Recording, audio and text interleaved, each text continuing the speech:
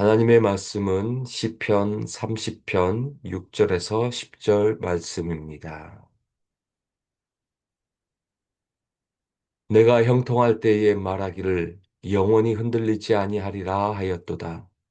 여호와여, 주의 은혜로 내 산을 굳게 세우셨더니 주께서 얼굴을 가르심에 내가 근심하였나이다. 여호와여, 내가 주께 부르짖고 여호와께 간구하기를 내가 무덤에 내려갈 때에 나의 피가 무슨 유익이 있으리이까? 진토가 주를 찬송하며 주의 진리를 선포하리이까?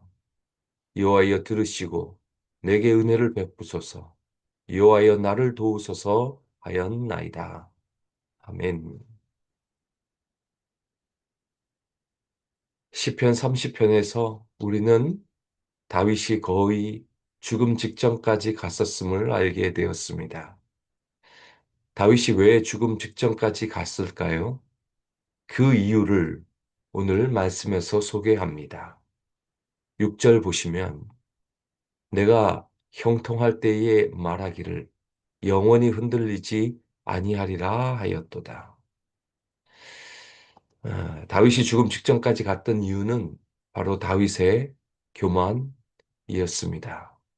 뭐라고 말합니까? 내가 형통할 때에 말하기를 영원히 흔들리지 아니하겠다라고 말했기 때문입니다. 뭐든지 내가 잘 나가고 모든 일들이 안정을 누리고 내가 바라는 대로 잘 될 때 우리는 조심해야 합니다. 고린도 전서 10장 12절에 사도 바울이 이렇게 고백하죠. 그런즉 선줄로 생각하는 자는 넘어질까 조심하라. 성경에 기록된 다윗의 인생을 보면 딱 두 번 크게 죄를 범합니다. 그것의 공통점은 모두 안정적일 때, 일이 잘 될 때에 발생합니다. 우리아의 아내 바세바를 취한 것도 나라가 안정기에 접어들고 다윗이 할 일이 없어 옥상에 거닐고 있을 때 목욕하는 바세바를 보게 됩니다. 또 나중에 나라가 안정기에 찾아왔을 때 인구조사를 합니다. 군대 장관 요압이 만류했음에도 불구하고 다윗이 밀어붙입니다. 인구조사를 통해 나라의 부강함과 군사력을 자랑하기 위함이었습니다. 그래서 어떤 학자는 이 시편 30편이 인구조사를 했을 때와 연관시키기도 합니다. 이 시편의 배경이 어떤지 간에 교만은 패망의 선봉임을 다시금 보여주는 시편입니다. 그래서 7절을 보시면 다윗이 얼마나 잘 나갔는지 이렇게 표현합니다. 여호와의 주의 은혜로 나를 산같이 굳게 세웠었더니 산같이 다윗을 굳게 세워줬다라고 다윗은 고백합니다. 산이라고 하는 이미지는 든든함, 안정감, 부강함을 상징합니다. 흔들리지 않는 것이 하나님의 은혜 때문인데 다윗 자신이 스스로 내가 절대 흔들리지 않을 것이라는 이 자만감이 가득했던 것 같습니다. 그러니 산과 같은 자만심을 하나님이 흔들어 놓습니다. 하나님이 다윗의 삶 전체를 흔들어 놓은 것입니다. 여러분, 자만심을 가질 때, 교만할 때 어떤 현상이 일어나는가? 7절 보십시오. 다윗이 어떻게 과거 자신이 교만했을 때 어떻게 하나님이 했는지를 이렇게 말합니다. 주의 얼굴을 가리심에 내가 근심하였나이다. 하나님의 얼굴을 가렸다라고 표현합니다. 여러분 민수기 6장 25절 26절 말씀 보시면 여호와는 그의 얼굴을 내게 비추사 은혜 베푸시기를 원하며 여호와는 그 얼굴을 내게로 향하여 드사 평강 주시기를 원하노라 할지니라 하라. 여호와 하나님이 그의 얼굴을 백성들에게 향해야 은혜와 평강이 주어집니다. 그런데 얼굴을 가렸다는 것은 은혜도 없고 평강도 없습니다. 그러니 당연히 근심이 오는 것입니다. 우리는 항상 기억해야 합니다. 우리의 죄가 하나님과 우리의 사이를 갈라놓는다는 사실을, 우리의 죄가 하나님으로부터 내려오는 모든 은혜의 통로를 가로막는다는 사실을 늘 잊지 말아야 합니다.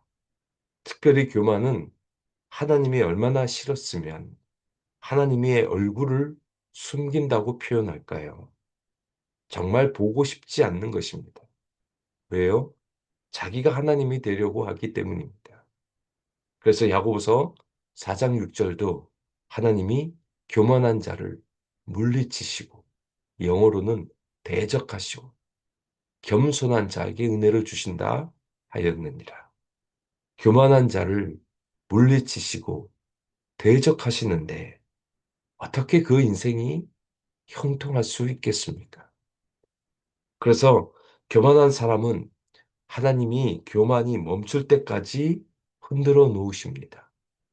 다윗이 죽을 지경에 가야만 다윗의 교만함이 물리쳐지는 것입니다. 그래서 다윗이 어떻게 했다고 회상하며 말합니까? 8절 보십시오. 여호와여, 내가 주께 부르짖고 여호와께 간구하기를. 10절 여호와여 들으시고 내게 은혜를 베푸소서. 여호와여 나를 돕는 자가 되소서 하였나이다. 다윗이 다시 하나님을 찾습니다. 하나님께 메어 달려 기도합니다. 나를 도와달라고, 내게 은혜를 베풀어 달라고 기도합니다. 그래서 교만의 처방약은 고난입니다. 그래야 나의 힘을 의지하는 것이 아니라 하나님을 의지하게 됩니다. 다시 마음이 겸손케 됩니다. 그래서 하나님을 가장 내 인생의 앞에 두고 살게 됩니다.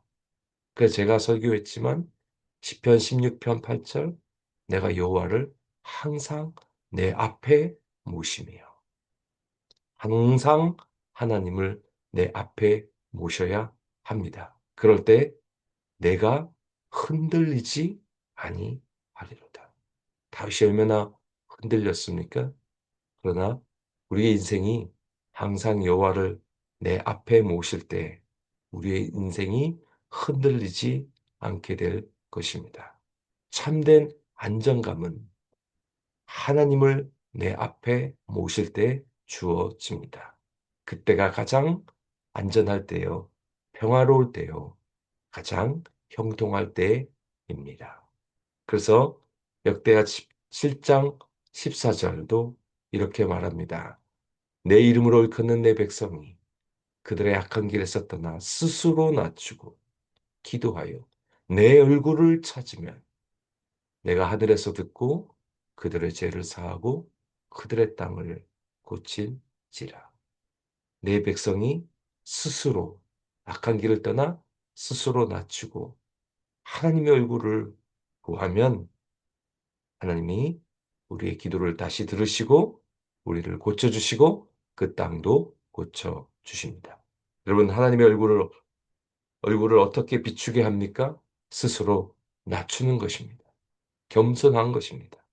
스스로 높이면 하나님의 얼굴을 가리우지만 내가 얼마나 연약하고 하나님을 의지할 수밖에 없는 존재임을 알고 스스로 낮추면 그때 하나님의 얼굴이 우리를 비추고 축복과 은혜를 부어 주십니다.